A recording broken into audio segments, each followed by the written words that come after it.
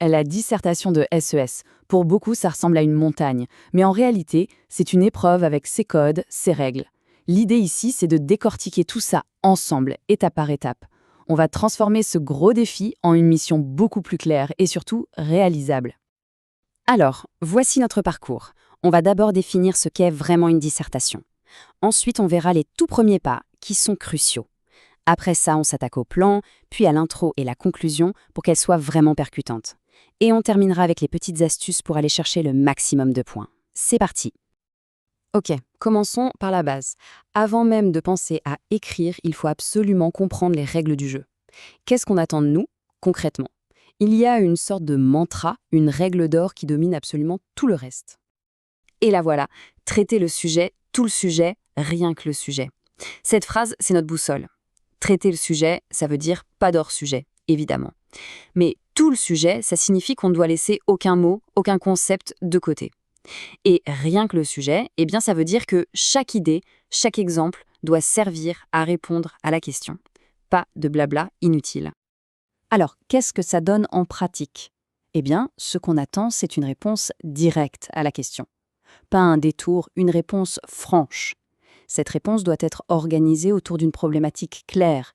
Le but, ce n'est pas de réciter son cours par cœur, mais bien de s'en servir, ainsi que des documents, pour construire une argumentation qui tient la route.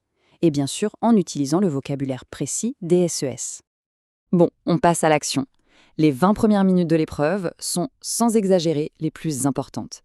Et là, attention, il y a une stratégie qui peut paraître un peu bizarre au début, mais qui est hyper efficace. Il faut volontairement ignorer les documents et se jeter corps et âme sur le sujet. Et voilà le plan pour ce démarrage. 10 minutes pour une analyse quasi chirurgicale du sujet, on décortique chaque mot. Et ensuite, 10 minutes pour aller chercher dans sa mémoire tout ce qui peut être utile. Théorie, auteur, fait. Pourquoi faire ça? Pour que ce soit notre cerveau qui pilote et non les documents. C'est notre réflexion qui doit utiliser les documents et pas l'inverse. La grande angoisse, c'est de se dire « Est-ce que j'ai bien tout compris? Est-ce que je ne passe pas à côté de quelque chose d'essentiel ?» C'est l'étape à ne surtout pas rater. Heureusement, il y a une petite technique toute bête pour vérifier qu'on est bien sur les rails avant de se lancer. Et cette astuce, c'est le test de la suppression. C'est très simple. On prend un mot important du sujet et dans sa tête, on l'enlève. Est-ce que la question veut encore dire la même chose? Si la réponse est non, si le sens change du tout au tout, alors bingo, ce mot est un pilier de l'argumentation. Il faudra absolument en parler. Ok, le sujet est décortiqué. On a les idées claires. Maintenant, on change de casquette. On devient architecte. Il est temps de construire le plan, c'est-à-dire le squelette qui va porter toute notre argumentation du début à la fin. Et la pièce maîtresse de cet édifice, c'est la problématique. Attention, ce n'est pas juste une reformulation de la question posée. Non, la problématique, c'est l'angle d'attaque qu'on choisit, la question centrale qui va servir de fil conducteur à toute la copie. Et pour savoir quel type de plan construire, le sujet nous donne souvent des indices précieux. Il faut jouer au détective. Quand on lit des mots comme « analyser » ou « comment », ça sent le plan analytique. Si on voit « dans quelle mesure » ou « discuter », là, on partira plutôt sur un plan de discussion. Et bien sûr, si on lit « comparer », bon, là, le mystère est assez vite résolu. On le dit souvent, on n'a qu'une seule chance de faire une bonne première impression. Eh bien, l'introduction, c'est exactement ça. C'est la vitrine de la copie. C'est là qu'on doit accrocher le correcteur, lui montrer qu'on a tout compris et qu'on sait précisément où on va. Une introduction qui marche, ça repose sur un trio inséparable. D'abord, une accroche pour capter l'attention. Juste après, on présente le sujet et on pose notre fameuse problématique. Et pour finir, on annonce clairement le plan qu'on va suivre. Ces 3 éléments sont indispensables et doivent s'enchaîner logiquement.